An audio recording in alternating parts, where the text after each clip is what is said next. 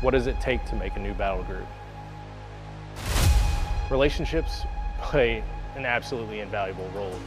You have to build trust before any meaningful way forward can be forged.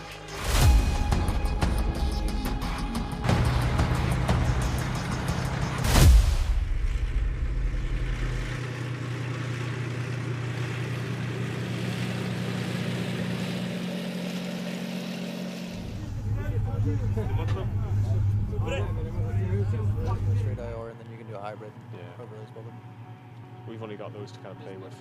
I've advised everything from operations all the way down to basic rifleman tactics and anything in between. One of the things that we've worked with the Bulgarians on is the battle group standard operating procedures. This ensures that all these subordinate companies coming from a multitude of different nations can unify under one cohesive banner. It creates an identity amongst the battle group.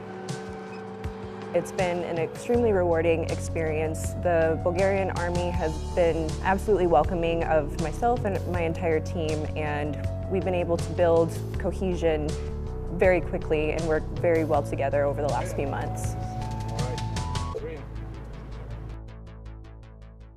Както е известно, географски България се намира от другата страна на Черно море, т.е. е изключително близо до конфликта в Украйна. Така че най-голямата полза, ако мога така да се изразя, от създаването на бойната група е тази, че усилвайки източния потенциал отбранителен потенциал на НАТО, разбира се, това допринася за усилване на отбранителния потенциал и на нашата страна и региона като цяло. We all know what each other wants, and once we build that rapport and that trust with each other, we don't need to speak the same language. We don't need to have the same background or do things the same way, because at the end of the day, we're working together to achieve that desired goal.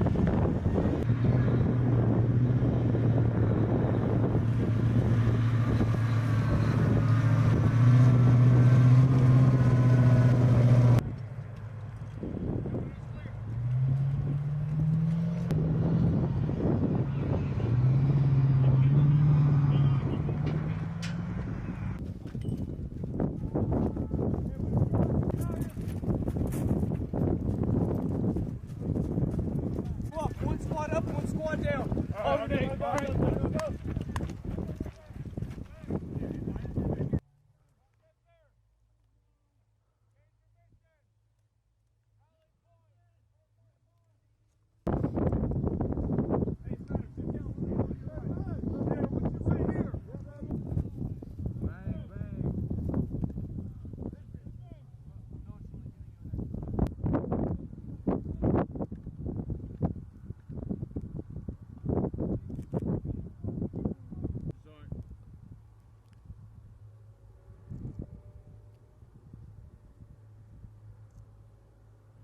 Get you in a better spot. Yes, sir.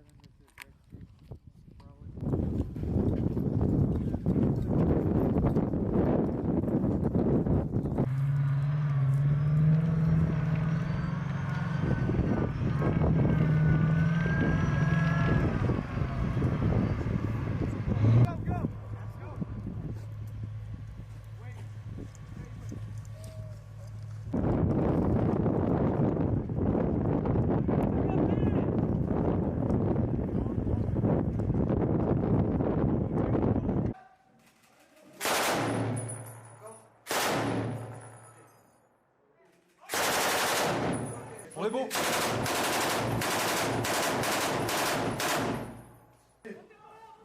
Gina avec moi.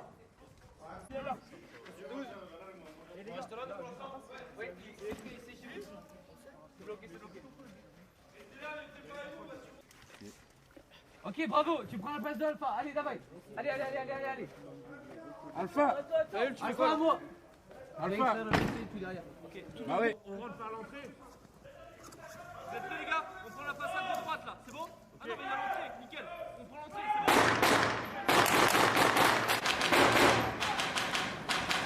bon. Bravo à vous. On participe à l'exercice polonais Dragon 24. C'est un exercice national polonais auquel certaines nations de l'OTAN, membres de l'OTAN, ont été invitées, la France en faisant partie. L'exercice consiste en 3 phases. Un déploiement logistique depuis la France, un déploiement technique et tactique sur le théâtre, qui s'est déroulé depuis notre arrivée le 21 février jusqu'à il y a 2 jours, dans lequel on a eu une phase de franchissement de coupure humide de la Vistule, une marche à l'ennemi de 300 km. Là, on attaque la dernière phase, qui est la phase de, on va dire, campagne de tir. Il y a un exercice de tir interarmé et interallié. La partie blindée, on ne l'a pas fait depuis 1996. Là, on le fait en interarmé et en multinational, donc c'est d'autant plus intéressant pour nous. Et d'un point de vue plus bas, à l'échelle de mon unité, ça permet de pousser nos engins dans leur retranchement. Faire 300 km d'affilée avec un char de bataille, c'est pas commun. On entre dans une nouvelle ère en fait. Jusqu'à maintenant, on était dans une ère d'assez basse intensité, où on avait un rapport de force qui était systématiquement à notre avantage. Aujourd'hui, avec le retour d'expérience des événements actuels partout dans le monde, on est entré dans une nouvelle phase où on va se concentrer sur la haute intensité. Au lieu d'avoir un combat du fort au faible, on va avoir un combat du fort au fort, avec les mêmes capacités technologiques, les mêmes structures, avec parfois où nous on va être mis en déséquilibre. Donc oui, ça se ressent dans nos entraînements et oui, on prend en compte tout le panel des menaces qui s'offrent, mais que ce soit depuis 2022 comme depuis 5 à 6 ans sur d'autres territoires. Yeah, so Exercise Dragon, we brought the battalion. We are an infantry battalion, so we have 2 infantry companies with 1 armor company, which is tanks. And what we're doing here during this exercise is lots of things, starting with the Vistula River. We did a river crossing down at that town, and then we came up to here to do live fire training. So while we're here, we're doing a lot of interoperability training, learning how other nations in NATO fight, and then how we can fight together to be better as a organization. So everything we do, we fight as a team. We're never going to fight by ourselves, and having such a strong alliance that we have, and actually seeing all these nations being here is absolutely important for us to see how we can fight, how our equipment talks to each other, and how we work together. But it is absolutely important to fight as an alliance, and it's just been a great experience for everybody. So when training in the U.S., you're only with the other American units, so we understand the equipment.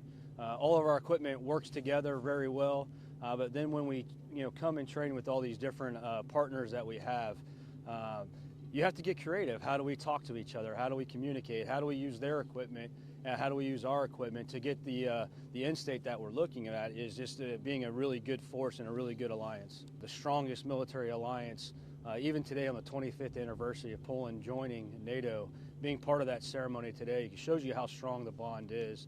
And it does exactly what we're supposed to do. We're deterring aggression. We're here doing that, and then as we're doing that, the world knows how strong we are. So that alliance alone and NATO coming together and showing what we can do is absolutely important for the world and for Europe, absolutely. My battle group is composed of different enforcement, not belonging on my command post, and two AFV companies coming from my regiment. But I'm also enforced with the 7th Armed Brigade, French Army, different elements, one Leclerc tank company, and also one combat engineers and some logistical enforcement. It's very important for the French land forces to work with the other NATO armies because it allowed us to discover new kind of terrain, east part of Europe.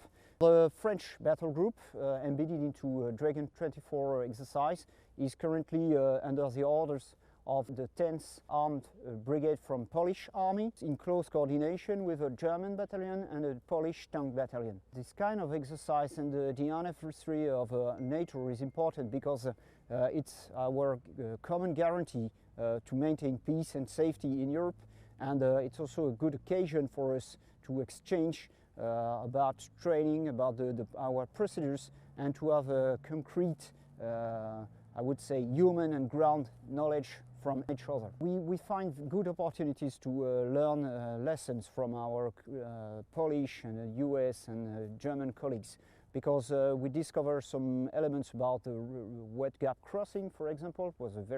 We do also wet gap crossing in France, as you can imagine, but such a level of brigade. Since the beginning of the crisis in Ukraine, I think this kind of exercise are a bit more serious from the top to the private, because everyone understands that it's a key element and that we need to be ready to protect our territories and the territories of our allied on the eastern flank. And also the size of exercise has increased from the brigade to division level, and Dragon 24 is part of Steadfast Defender 24. That is the biggest exercise since the 80s in Europe.